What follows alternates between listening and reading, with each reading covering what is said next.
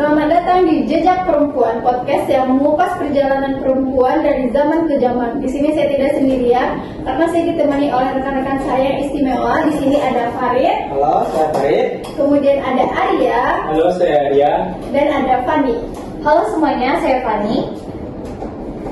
Baik, mari kita mulai dengan menggali peran perempuan di zaman kuno. Bagaimana pendapat kalian? Apa yang paling menonjol terhadap perempuan pada masa itu? Di zaman bersejarah, peran perempuan itu sangat penting. Seperti dalam mengumpulkan makanan dan merawat anak-anak. Walaupun mereka tidak terlalu dipandang dalam sejarah, tapi peran mereka itu sangat penting bagi kelangsungan hidup manusia. Di beberapa peradaban kuno seperti Mesir, perempuan memiliki hal yang cukup signifikan, yang mana mereka itu masih bisa memiliki properti yang banyak serta memegang jabatan seperti jabatan keagamaan. Namun pada zaman Yunani, mereka itu menjadi lebih terbatas pada tugas domestik dan tidak memiliki banyak hak di luar rumah. Tapi pada masa itu juga masih banyak perempuan yang masih memiliki keterbatasan yang parah dan sering dianggap lebih rendah dari laki-laki. Di banyak masyarakat juga perempuan tidak memiliki kebebasan untuk menentukan hak mereka sendiri. Nah, itu bagaimana tuh? Namun menurut teman-teman, apalagi yang berubah bagi mereka?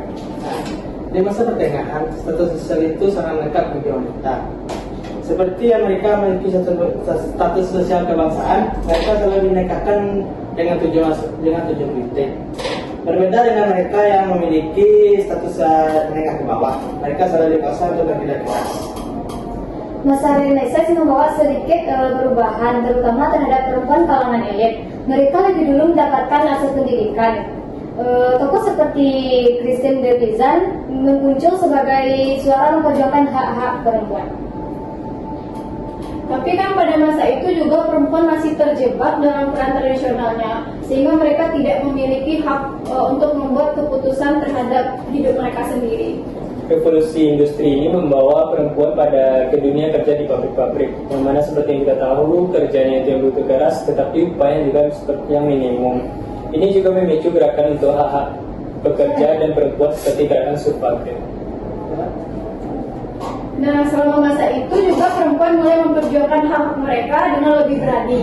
Gerakan feminis juga muncul memperjuangkan hak suara, pendidikan, dan kesetaraan hukum. Nah, tokoh seperti Emmeline dan Kartini juga menjadi simbol dalam sejarah perjuangan masyarakat hingga saat ini.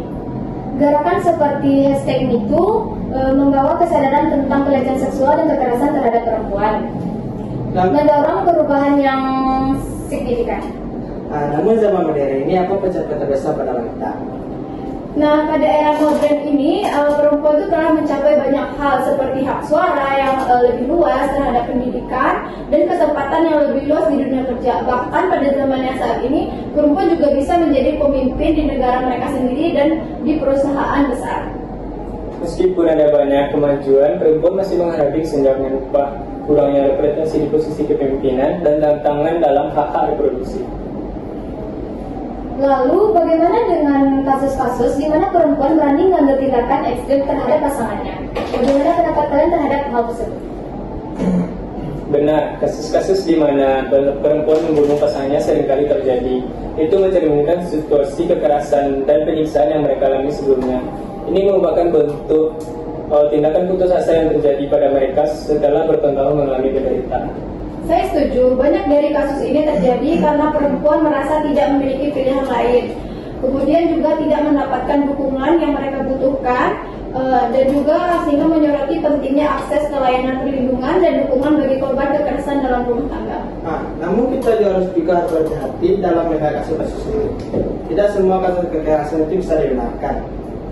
Dan penting untuk kita memahami individu apa yang menyebabkan mereka seperti itu. Benar, itu merupakan isu yang sangat berat. Butuh pendekatan yang hati-hati dan empati. Sistem hukum dan masyarakat harus saling mendukung terhadap perempuan yang menjadi korban kekerasan. Wah, ternyata banyak sekali ya jejak perempuan yang harus kita bahas pada podcast kali ini. Tapi kalau misalnya kita menceritakan tentang perempuan, mungkin tidak akan habis-habisnya. Mungkin sekian dulu cerita podcast dari kami. Terima kasih buat rekan-rekan saya yang sudah hadir pada hari ini. Terima kasih juga buat teman-teman yang sudah mendengarkan cerita dari kami. Sampai jumpa.